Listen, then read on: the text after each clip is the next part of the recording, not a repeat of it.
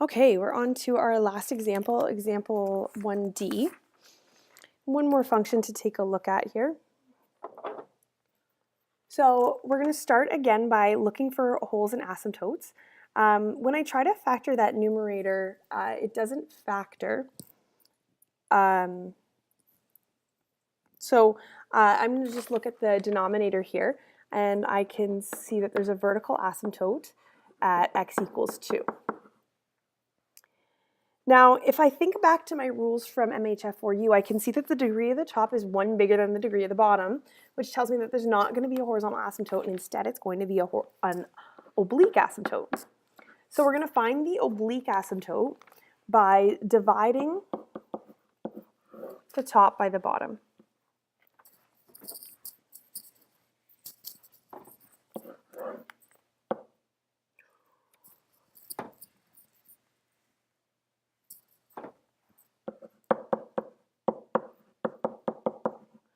So I'm going to do my long division here.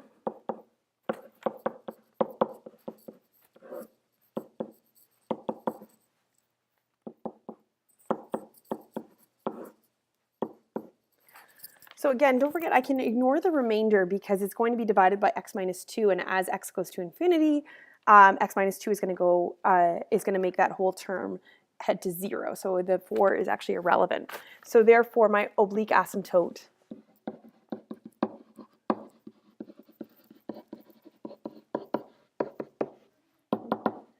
is y equals 2x plus 1, just taking the quotient there. So moving on, taking a look for my intercepts, I'm going to plug in 0 to find my y-intercept, and when I do that, I get -1. And then for the x-intercept, I'm going to set y equal to 0.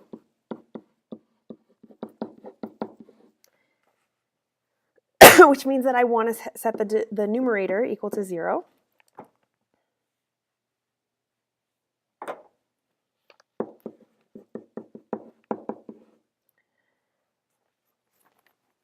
Now, like I said earlier, the top doesn't factor in here. I'm actually going to prove it. So b squared minus 4ac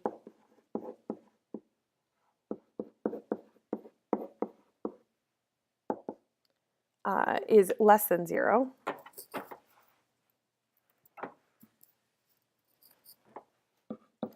And therefore, there are no solutions.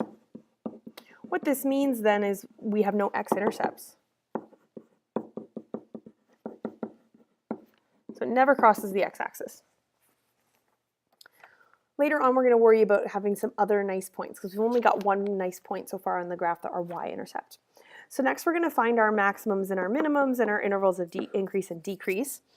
And I'm going to do that by taking the derivative. So taking the derivative of the top and multiplying it by the bottom, and then subtracting the top times the derivative of the bottom, all over the denominator squared.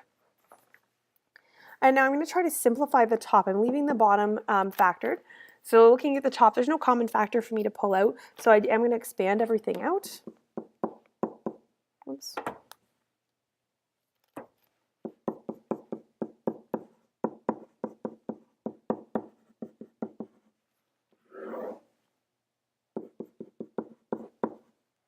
And then we'll collect like terms.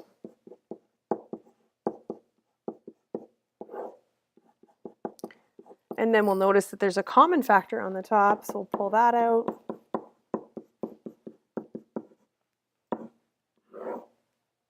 And then nothing multiplies to 2 and adds to -4, so we'll stop there and we'll start looking for our critical points. So where does f prime equal 0? Well, that would happen when the numerator equals 0. The 2 is irrelevant here because 2 times something equaling 0, we need the something to equal 0. So just the bracket equaling 0. Now this guy does have some solutions if you check your b squared minus 4ac, but they're not nice ones, so we're going to have to use the quadratic formula to figure out what they are. So x is equal to -b plus or minus the square root of b squared minus 4 times a times c all over 2a. And then when you simplify this, you're going to get 4 plus or minus the square root of 8 over 2, which you can simplify. The square root of 8 is the same as 2 root 2, so you can convince yourself of that. And then I have a common factor of 2 that I can actually cancel on the top and the bottom, and I would end up with 2 plus or minus root 2. Now, that doesn't really matter here because I actually just want to be able to plot these points because they're going to end up being some flat points on my graph. So I'm going to change these into decimals. So this is about 3.4 or about 0.6. Now we also have to take a look at where does the derivative not exist.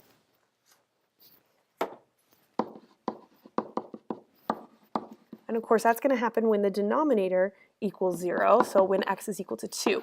But again, that's a vertical asymptote, so it's going to show up in my chart, but it's not a critical point on my graph. So again, we'll make our chart. This is going to help us find those intervals of increase and decrease so we can state them nice and clearly.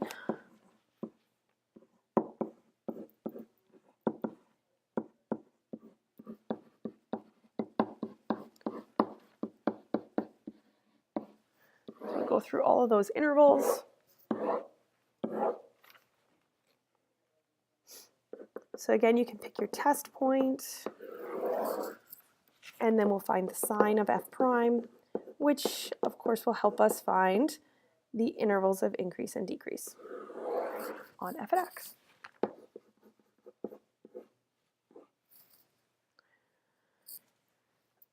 So you can pick some point in each of these intervals and plugging them into that, that derivative. When you do that, we've always got the 2 out front, so there's always a positive, and then being multiplied by imagining plugging 0 into that bracket, I would get 2, which is also positive, and then I would divide by the bottom. When I plug 0 into the bottom, I'm going to get negative 2 squared. So the bottom is always going to be positive because it's got that squared there. So overall, this is going to be a positive interval, or what we could call an increasing interval. Don't forget too, you might want to label up at the top here just to remind yourself that these came from when the derivative was equal to 0, so they're going to be flat points, and this was our vertical asymptote.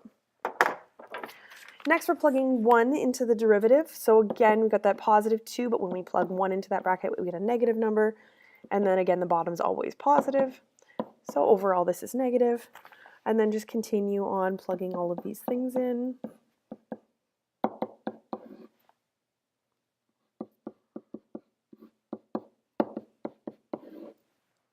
So make sure you're convincing yourself that that's true. You're actually plugging those numbers in and making sure.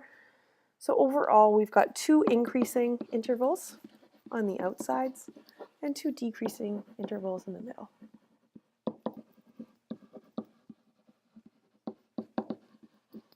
Hopefully that matches with the information that you already have on your rough sketch. So next we need some nice points.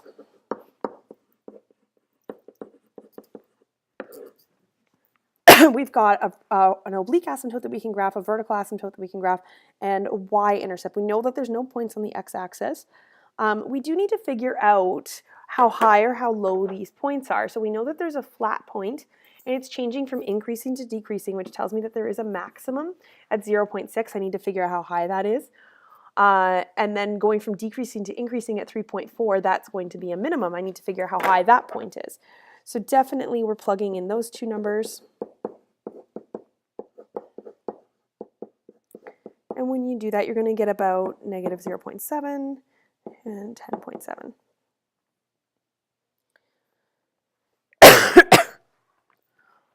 So I've got 2 points on the left of my vertical asymptote, and I've got 1 point on the right. I'm going to get a couple more points. So some of these might be nice.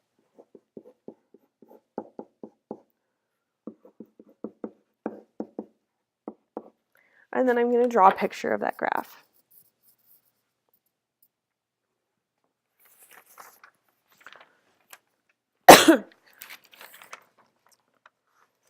So I did see some 11s there for my, my y value, so I want to make sure I can get up to 11. I'm actually going to move this down a little bit. Oops.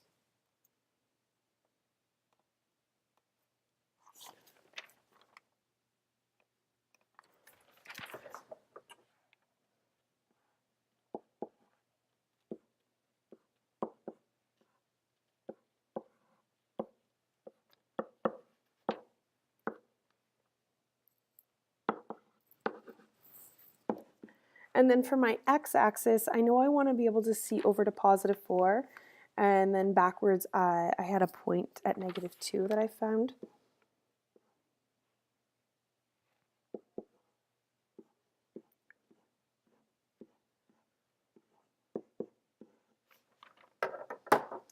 And then I can start by adding my asymptotes to the graph. Now remember that my oblique asymptote is at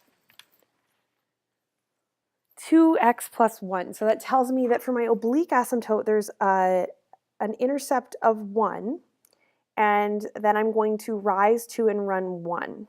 Rise 2 and run 1, rise 2 and run 1. So my oblique asymptote is going to fall along that line there. And then I can also add my vertical asymptote.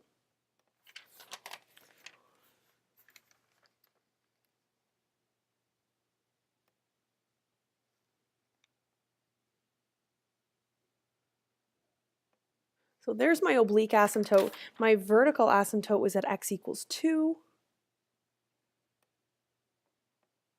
And I know that I should be heading towards those asymptotes on the outsides of the graph, so the top and the bottom and the left and the right. I'm going to plot the points that I was given, so I know that my y-intercept was at 1, or sorry, was it negative 1?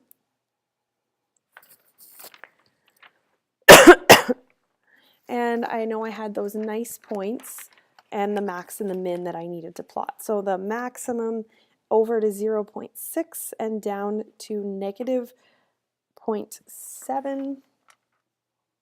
Nope, my alignment is off.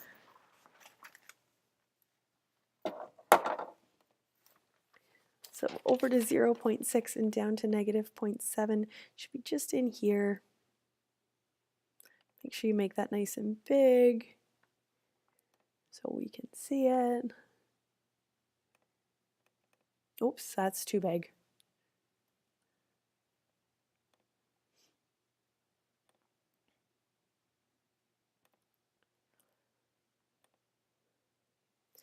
And then you're going to plot your minimum as well. Your minimum was over to 3.4 and then up to 10.7. So somewhere in here. And then we had a couple of those nice points. So we said if you went over to 1, you'd be down at negative 1. And if you went over to 3 or 4, you'd be at 11.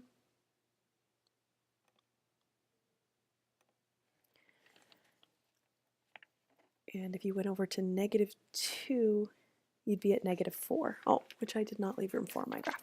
But that's okay. I've got 3 points on either side, so I can just connect those dots, and I'm approaching those asymptotes on the outside of the graph.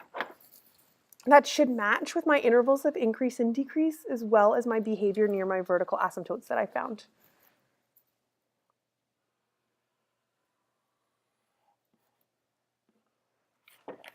And there's a picture of that graph.